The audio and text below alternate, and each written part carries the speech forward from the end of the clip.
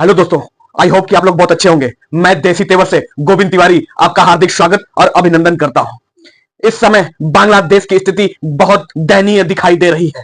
हिंदुओं को इतना उत्पीड़न किया जा रहा है, उनके आस्था पर चोट बार बार चोट मारा जा रहा है।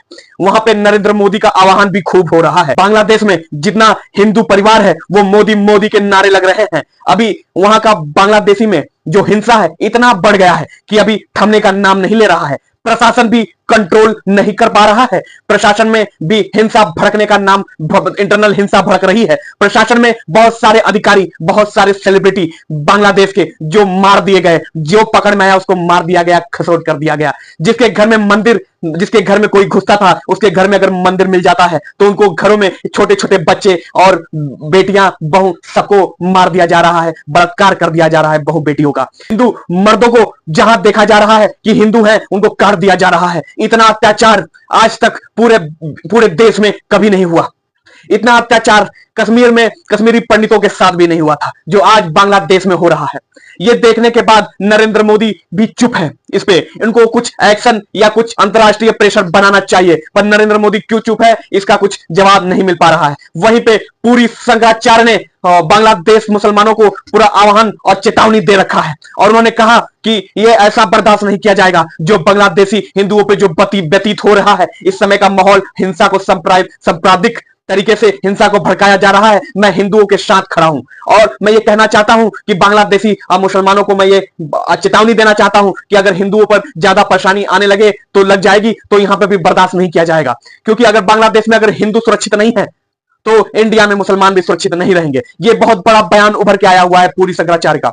योगी आदित्यनाथ ने इस बयान को सुनकर उनका विरोध जताया। उन्होंने कहा बांग्लादेश और इंडिया एक अलग अलग सांप्रदायिक देश है, हम एक दूसरे को आपस में नहीं जोड़ सकते हैं। बांग्लादेश का स्थिति और प्रशासनिक मैं मान रहा हूं कि हिंदुओं पर वहां पे जुल्म हो रहा है, सताए जा रहे हैं। इसका प्रशासनिक कुछ उपाय किया जाएगा। नरेंद्र मोदी इस समय इस पर विचार कर रहे हैं और सोच रहे हैं कि कैसे हिंदुओं को बांग्लादेश में बचाया जा सके, पर यह गलत होगा। और यह बयान भी, इतना बड़ा बयान देने की पूरी शंकराचार्य को जरूरत नहीं थी। उन्होंने यह बयान देकर बहुत गलत कर दिया, क्योंकि वो एक यहाँ यूपी या देश में जितने भी मुसलमान भाई हैं वो भी हिंदुस्तान का एक हिस्सा है। हम उनको इग्नोर नहीं कर सकते हैं, पर हाँ, जो माफिया बनने की कोशिश करेगा, जो आस्था पर आंच उठाएगा, जो आस्था के साथ खिलवाड़ करेगा, उसको मैं बख्शूंगा भी नहीं।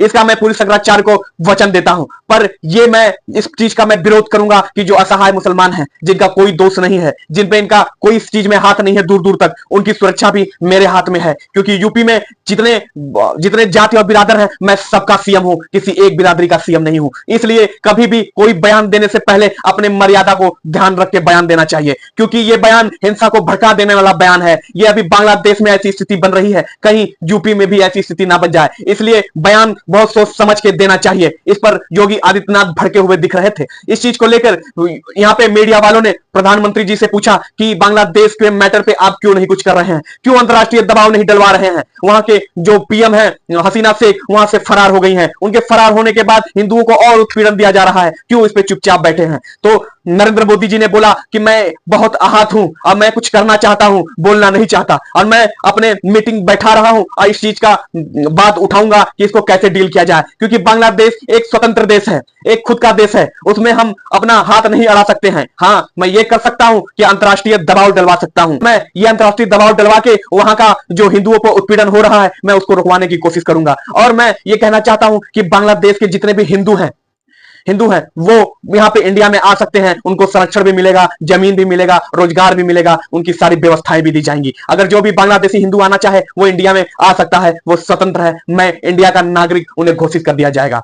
यहाँ यूपी में जो बहुत बड़ा ऐलान योगी आदित्यनाथ ने किया था कि जितने भी विभाग हैं जो संविदा पे कार्यरत हैं, जो अपना 5 साल 10 साल से सेवा कर रहे हैं, वो जो सरकारी नहीं हुए हैं उनके लिए बहुत बड़ा खुशखबरी है। तो योगी आदित्यनाथ ने उनको परमानेंट करने का ऐलान कर दिया है और कहा है कि संविदा पे जो कर्मचारी कर रहे हैं उनके साथ न्याय होना चाहिए। इसलिए मैं उन्हें परमानेंट करने की कोशिश करूंगा और मैं ये संविदा कर्मचारी के साथ वादा करता हूं। इस पे बयानबाजी करते हुए माननीय अखिलेश यादव जी ने कहा कि ये योगी आदित्यनाथ ने ये विचार बहुत लेट हो गया, उनको ये विचार बहुत पहले ही सोचना चाहिए था। मैंने तो सोच रखा था कि जब मेरी सरकार बनेगी तो जितने संविदा कर्मचारी हैं उनको परमानेंट कर दिया जाएगा। मैं इस विचार और इस विचार पे मैं भारतीय जनता पार्टी को समर्थन करता हूं और योगी आदित्यनाथ को ये जल्द से जल्द लागू कर देना चाहिए, क्योंकि उनका जो हक है उनको मिलना चाहिए। वो संविदा कर्मचारी जो उत्पीड़न हो रहे थे, जो 10,000 20,000 पे काम कर रहे थे, वो अपने परिवार को संभाल नहीं पा रहे थे, वो दयनीय स्थिति से हर रोज गुजर रहे थे। उनके ऊपर सरकार को तो पहले ध्यान देना चाहिए था, पर सरकार लेट जागी है। पर कोई बात नहीं, जागी तो सही। क्योंकि उपचुनाव आने वाले हैं, तो योगी आदित्यनाथ कुछ नहीं करेंगे तो उनकी कुर्सी खतरे में हो जाएगी। इस वजह से योगी आदित्यनाथ इस समय फॉर्म में दिख रहे हैं। और यहां पे एक और बड़ा मामला सामने आया। एयरटेल कंपनी के मालिक ने एक बहुत बड़ा ऑफर छात्रों के लिए यहां पे लागू कर दिया है। उन्होंने कहा है कि यूपी में जितने भी छात्र हैं वो एयरटेल कंपनी से उनको 10th और 12th पास करने वालों को लैपटॉप दिया जाएगा और स्मार्टफोन भी दिया जाएगा। अभी छात्रों को 1 से लेके 12 तक के सभी छात्रों को छात्रवृत्ति स्कॉलरशिप भी उनको दिया जाएगा। ये एयरटेल के मालिक ने ऐलान कर दिया है और योगी आदित्यनाथ के साथ इनका मीटिंग हुआ, इस बात पे चर्चा हुआ। योगी आदित्यनाथ ने उनके इस बात को सराहा और उन्होंने बोला कि ये आप जो काम कर रहे हैं वो बहुत अच्छा काम कर रहे हैं। इसमें जब भी सरकार की जरूरत पड़ेगी मैं आपको वहां पे खड़ा दिखूंगा।